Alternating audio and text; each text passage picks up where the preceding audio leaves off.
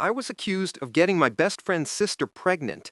I wasn't even the father. This story involves betrayal, lies, and the kind of family drama that you'd think only exists in movies. Buckle up, because this is a long one. For context, I'm 23 years old, and I've known my best friend Marcus since we were in middle school. We've been through everything together: failed tests, breakups, family issues, you name it.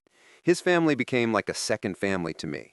His parents always welcomed me into their home, and I spent countless weekends there growing up. Then there's his sister, Ashley. She's 21, and for as long as I can remember, she's had this massive thing for me. It started when we were teenagers. I'd come over to hang out with Marcus, and she'd find excuses to be around. At first, it was innocent enough. She'd ask me about school, laugh a little too hard at my jokes, that sort of thing. But as we got older, it became more obvious and, honestly, more uncomfortable. I never saw Ashley that way, not even a little bit. She's my best friend's sister, and beyond that, we just never clicked. I tried to be polite about it, but she didn't take hints well. She'd text me constantly, show up places she knew I'd be, and make pretty obvious moves that I'd have to deflect. I talked to Marcus about it a few times, and he'd just shrug it off, saying she'd get over it eventually. She didn't. About 8 months ago, things escalated. Ashley started getting more aggressive with her advances. She touched my arm when we talked, stand way too close, and once even tried to kiss me at Marcus's birthday party. I had to physically step back and tell her clearly that I wasn't interested. It was awkward as hell, especially with other people around. After that night, I thought maybe she had finally gotten the message. I was wrong. 2 months later, I got a call from my mom. Her voice sounded strange, tight and controlled in a way that immediately put me on edge. "You need to come home right now," she said. "Your father and I need to talk to you about something serious." I drove home with my stomach in knots. When I walked through the door, I found both my parents sitting in the living room with Marcus's parents and Ashley. The atmosphere was so tense you could cut it with a knife. My dad's face was red, my mom looked like she'd been crying, and Marcus's parents looked equally upset. Ashley was sitting there with her hands folded in her lap looking down at the floor. "Sit down," my dad said. His voice had this edge to it I'd rarely heard before. I sat. That's when Ashley's mom dropped the bomb. "Ashley has something she needs to tell everyone," she said, putting her hand on her daughter's shoulder. Ashley looked up at me, and I swear there were tears in her eyes. "I'm pregnant," she said quietly. Then, after a pause that felt like an eternity, she added, "And you're the father." I literally laughed. It was such an absurd statement that my brain couldn't process it any other way. "What? That's impossible. We've never done anything. We've never even been on a date." "Don't you dare lie!" Ashley's dad stood up, his face purple with rage. "My daughter wouldn't make something like this up." "I'm not lying," I shot back, standing up too. "Ask anyone. Ask Marcus. Ashley and I have never been together, not once. I don't know who the father is, but it sure as heck isn't me." That's when my own father cut in, and his words still hurt to think about. "Enough with the denial.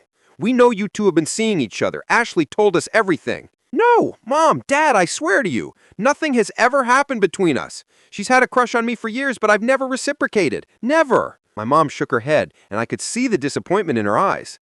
"Why would she lie about something like this? This is serious. She's carrying your child. She's lying because I rejected her." I was practically shouting now.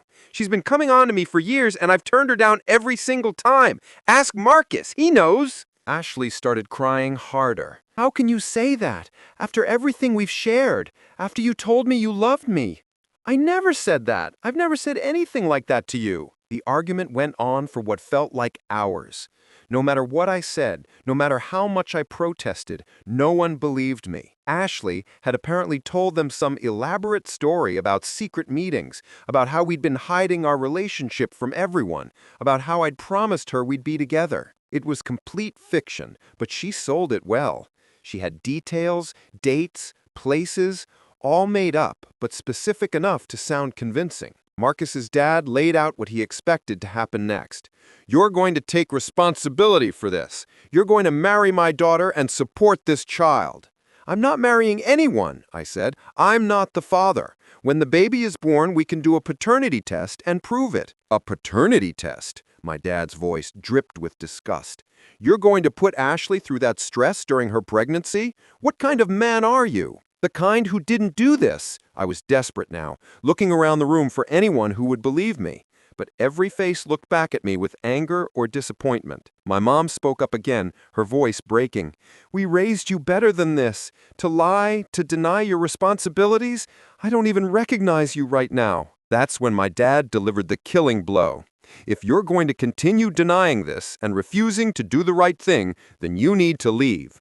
Pack your things and get out of this house. You're not welcome here until you're ready to accept your responsibilities and marry Ashley." I stared at him in disbelief. "You're kicking me out? Your own son because of her lies?" "You're kicking yourself out with your behavior," he replied coldly. I looked at my mom, hoping for some sign that she'd defend me, that she'd at least hear me out. But she just looked away, wiping tears from her eyes. I left that night. I packed a bag with whatever I could grab quickly and crashed on my coworker's couch. I tried calling Marcus, but his parents had apparently filled him in on their version of events, and he didn't want to talk to me. My best friend since middle school thought I'd gotten his sister pregnant and was abandoning her. The next few months were absolutely brutal. I was 23, working a decent job, but suddenly paying for my own place, my own food, everything. Money was tight, but that was nothing compared to the emotional toll. My parents wouldn't return my calls. Friends who'd heard the story through the grapevine started avoiding me. Ashley's family made sure everyone in our social circle knew I was a deadbeat dad who wouldn't take responsibility. Ashley herself tried to reach out several times. She'd text me things like, "We can still make this work," and "I know you're scared, but we can be a family." It was like she'd fully committed to this delusion she'd created. She'd post cryptic things on social media about doing this alone and waiting for him to step up. People who didn't know the full story would comment with support for her and criticism of me. The worst part was the isolation. I'd lost my family, my best friend, and most of my social circle over something I didn't do. There were nights I'd lie awake wondering if I should just give in, just marry her, and accept this life that had been forced on me. But every time I considered it, I'd get angry all over again.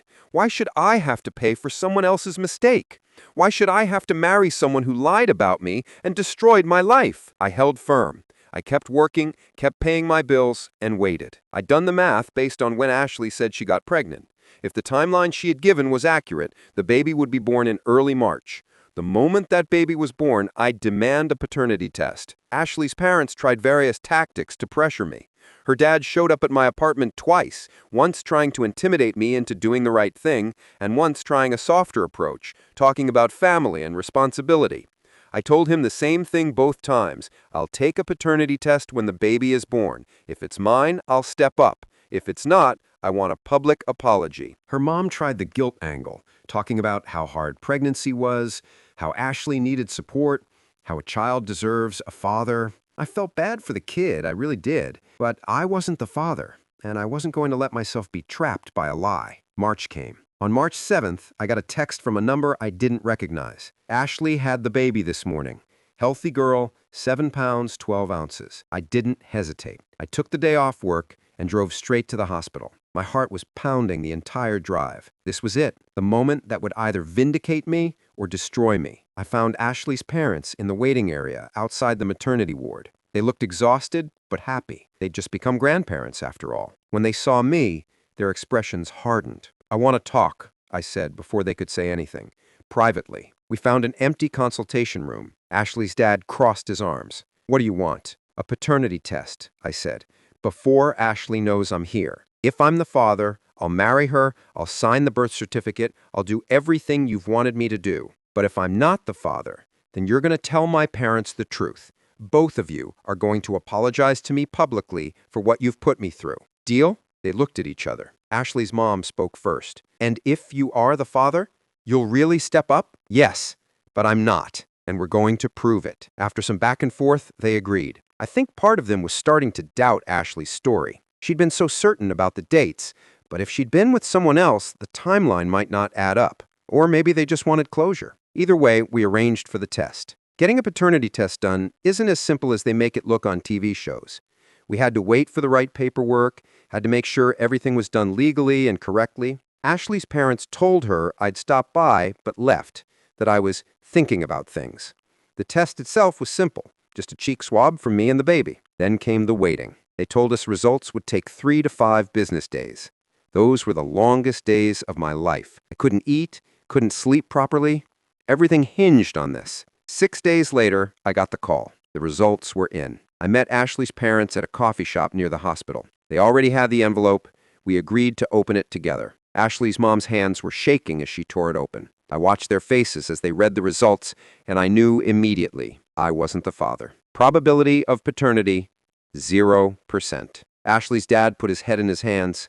Her mom started crying. I'm so sorry. Oh my God, I'm so sorry. I asked, where's Ashley? Still at the hospital, her dad said quietly. She's being discharged tomorrow. I want her to come to my parents' house, all of you, tomorrow evening, and you're going to tell them the truth. They nodded. They agreed to everything. They looked broken, and part of me felt bad for them. They'd believed their daughter, done what they thought was right, but they'd also helped destroy my life based on a lie. The next evening, I drove to my parents' house for the first time in months. I'd called ahead and told them I needed to talk to them, that Ashley's parents would be there too, and that it was important. They were cold on the phone, but they agreed. When I walked in, the atmosphere was just as tense as it had been months ago. But this time, I had the truth in a manila envelope. Ashley was there too. She looked exhausted, obviously having just given birth. She had the baby with her, a tiny thing wrapped in a pink blanket. When she saw me, her eyes got wide, and she looked at her parents with something like panic. Tell them, I said to Ashley's parents. Ashley's mom took a deep breath. She was crying again. We owe you an apology, all of you. She looked at my parents. Ashley lied about everything. We had a paternity test done. The baby isn't his. The silence in the room was deafening. My mom's face went white. My dad just stared. What? He finally said. Ashley's dad pulled out the test results. We had it verified twice. 0% probability of paternity. He's not the father. He never was. Ashley? My mom looked at her, shocked. Why would you? Ashley was crying now. Ugly, gasping sobs. I thought if I said it was his, he'd have to be with me, that we'd get married and he'd fall in love with me eventually. I thought you'd all make him marry me, and then it would be okay, and he'd realize we were meant to be together. Who's the actual father? My dad asked. Ashley shook her head. It doesn't matter. He's gone. When I told him I was pregnant, he stopped answering my calls, changed his number. I don't even know where he is now. My mom stood up and walked over to me. She was crying. Sweetie, I'm so sorry. We should have believed you. We should have listened. My dad looked older than I'd ever seen him. Son, I don't know how we can ever make this right. We kicked you out. We disowned you. And you were telling the truth the whole time. I'd imagined this moment so many times over the past months. In my fantasies, I'd been angry, righteous, triumphant. But now that it was here, I just felt tired. You should have trusted me, I said quietly. I'm your son. You've known me my whole life, but you believed her over me without even questioning it. I know, and I'm so sorry. Ashley's parents stepped forward. We're sorry too, her dad said. We believed our daughter. We thought we were protecting her. We put you through hell, and you didn't deserve any of it. Ashley's mom nodded. We're going to tell everyone what really happened. Everyone who heard the original story will hear the truth. It's the least we can do. I looked at Ashley. She couldn't meet my eyes, just held her baby and cried. I wondered what she was thinking, if she regretted it, if she understood what she'd done. She'd gambled everything on a lie, and now she was alone with a newborn, the real father long gone, and everyone knowing what she'd done. I need time, I told my parents. I can't just pretend the last several months didn't happen. We understand, Dad said. Take all the time you need, but please know that we love you and we're so sorry. Over the next few weeks, Ashley's parents kept their promise. They told everyone the truth. Extended family, friends, people in our community. The story spread just as fast as the original lie had, maybe faster. My phone started blowing up with messages, friends apologizing, people who judged me now saying they'd been wrong. Marcus finally called me, crying, apologizing for doubting me. She's my sister, he said. I didn't want to believe she'd lie about something like this. But man, I should have known. I should have believed you. You're my best friend. You've never lied to me about anything. It's okay, I told him, though it wasn't really. Our friendship had been damaged, maybe permanently. But I understood. She's your sister. You were in an impossible position. My parents tried everything to rebuild our relationship.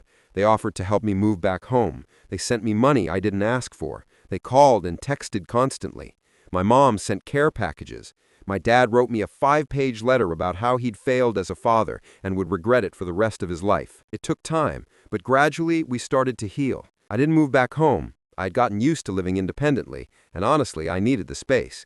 But I started coming over for Sunday dinners, then holiday celebrations. Slowly, carefully, we rebuilt what had been broken. The hardest part was forgiving them. Not just my parents, but everyone who'd believed the lie. I'd been abandoned when I needed support most. Friends, family, people I'd known my whole life had turned their backs on me. Even though they were all apologizing now, even though they all felt terrible, the fact remained that they'd chosen to believe the worst about me without giving me a fair chance. A therapist I started seeing helped me work through it. She pointed out that Ashley had been very convincing, that she'd created a detailed false narrative, and that pregnancy is one of those things where society generally tells us to believe the woman. It didn't make what happened okay, but it helped me understand it. As for Ashley, I heard through Marcus that she's struggling. Being a single mom is hard, especially when everyone knows the circumstances of how you got there. The real father never resurfaced.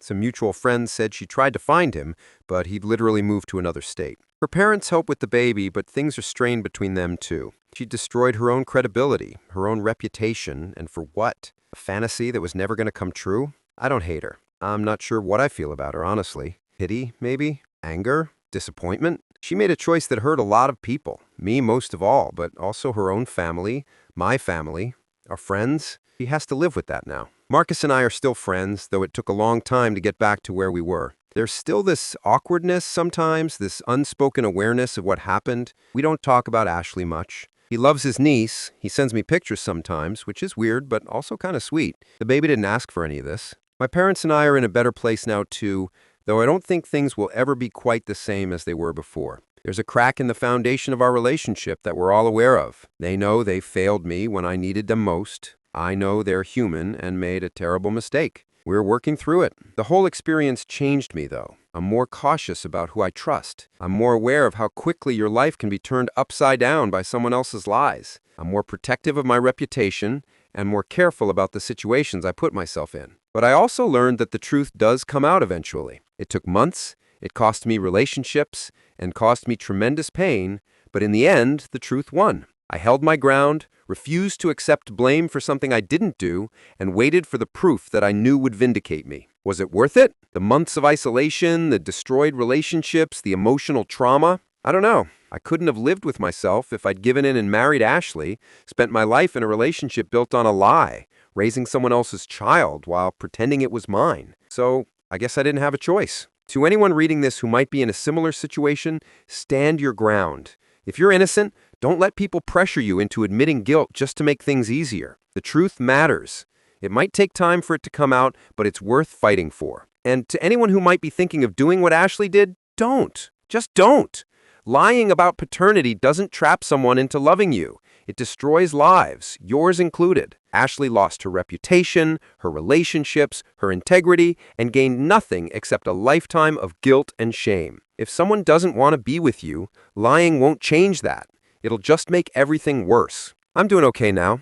I've got my own place, a decent job, and I'm slowly rebuilding the relationships that matter. My parents and I are working on things. Marcus and I still hang out, though it's different now. I'm even dating someone new, someone who knows the whole story and believes me without question. Life goes on, the drama eventually fades, but the lessons stay with you forever. Thanks for reading. I know this was long, but I needed to get it all out. If you made it this far, thanks for listening. Update. Since people have been asking, yes, I've moved on with my life. No, I don't have any contact with Ashley. According to Marcus, she's doing okay, and the baby is healthy. Her parents still help her out a lot. She apparently moved to a different part of town, probably to get away from people who know the story. I hope she's learned from this and that she's getting help. I really do. But that's her journey, not mine. As for me, I'm in a much better place mentally and emotionally. The relationship with my parents isn't perfect, but we're working on it. Some friendships were permanently damaged, but I've also made new friends who only know the current version of me, not the drama from the past. The whole experience taught me a lot about human nature, about truth and lies, about standing up for yourself, even when everyone else thinks you're wrong. Would I want to go through it again? Absolutely not. But I survived it, and I'm stronger for it. Thanks again for all the support in the comments. It means more than you know. Related comments. Holy shit, dude. I cannot believe your own parents kicked you out without even considering your side. Like, I get that Ashley was convincing and all, but you're their son. They've known you for 23 years. That's what gets me the most about this story. My uncle went through something similar back in the 90s, except he caved and married the girl. Turns out the kid wasn't his either, but by then they'd been married for 2 years and he'd bonded with the kid. He stayed because of the child, not the mother. They're divorced now, but he still sees his daughter, even though she's not biologically his. Different ending, but man, the emotional manipulation is real. Question though, did Marcus ever explain why he didn't believe you? He was your best friend. He knew his sister was obsessed with you.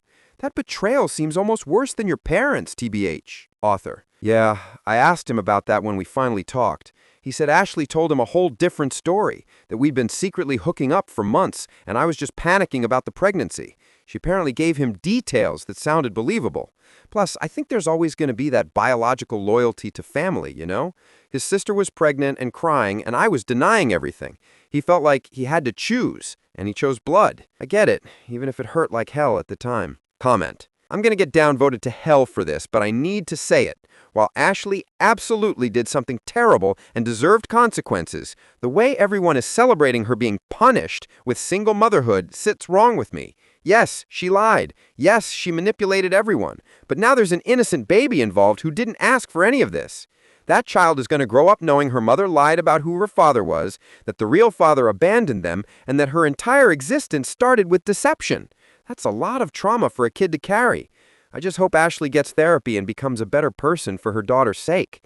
Not excusing what she did at all, just saying the real victim here is that baby girl. Answer. While I agree the baby is innocent, let's not pretend Ashley is the victim here. She chose to lie. She chose to destroy OP's life. She chose to manipulate both families. Natural consequences aren't punishment. They're just reality catching up with bad decisions. Should we feel bad that she has to face the results of her own actions? The baby deserves better, absolutely, but that's on Ashley to provide. Comment. Family lawyer here. OP, you played this perfectly from a legal standpoint. Waiting until after the birth, getting the test done properly with witnesses, having that conversation with her parents documented, I assume? Chef's kiss. I've seen so many cases where guys sign the birth certificate out of pressure before getting a test, and then they're legally on the hook, even after proving they're not the father. In some states, if you're married to the mother when the baby is born, you're presumed to be the father regardless of biology. You dodged several legal bullets here. Also, I hope you kept records of everything. Texts from Ashley, documentation of when you moved out, the timeline, everything. Not saying she'd try to pull something else, but people who lie once tend to lie again. Protect yourself. Bro, I'm stuck on the part where you said she posts cryptic things on social media and everyone supported her. This is exactly what I went through, except opposite. My ex told everyone I was abusive. I wasn't. We had a nasty breakup and she wanted full custody. Social media became her weapon and suddenly I'm the bad guy in everyone's story. The court eventually sided with me after seeing zero evidence of abuse and actually found she was alienating the kids from me. But the social damage was done. Lost my job because someone sent screenshots to my boss, lost friends, my own brother didn't talk to me for 8 months. Society is so quick to believe whoever cries first and loudest. Nobody waits for evidence anymore. They just grab their pitchforks and go. It's terrifying how fast a lie can spread and how slow the truth travels in comparison. Glad you got your vindication, man. Some of us are still fighting for ours. Author. Man, I'm sorry you went through that. The social media aspect was brutal for me too. I ended up deleting all my accounts for months because I couldn't handle seeing the comments and posts. People were calling me every name in the book. Someone even left a bad review on my employer's website mentioning me by name. Thankfully, my boss knew me well enough to ignore it, but still, the court of public opinion is real, and it's vicious. Hope things are better for you now. Comment. I'll probably get hate for this, but whatever. As a woman, I need to say that what Ashley did makes it so much harder for actual victims. When women lie about paternity, or lie about abuse, or make false accusations, it creates doubt for all of us. Every time a story like this comes out, it gives ammunition to people who want to dismiss real victims. My best friend was actually assaulted, and when she came forward, people literally referenced cases like this. What if she's lying like that girl who lied about the pregnancy? It's infuriating. Ashley didn't just hurt OP and her own family, she hurt every woman who will try to speak their truth and be met with suspicion. That said, OP, I'm glad you stood your ground, but I'm also glad you didn't turn bitter against all women. Some guys would have used this as an excuse to become full-on toxic.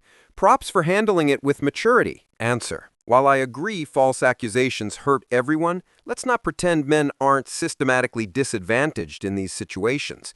OP's own parents kicked him out without evidence. That's the default assumption. Believe the woman, guilty until proven innocent for men. We need to talk about that cultural bias too. Another answer. I literally said Ashley was wrong and that false accusations hurt victims. I'm not denying OP was treated unfairly. Both things can be true. The system can be biased, and false accusations can be harmful. This isn't a competition about who has it worse. Comment. Anyone else think the parents got off too easy? Like, yeah, they apologized and felt bad, but they kicked their son out, disowned him for months. And now what? Some apologies and Sunday dinners and it's all good?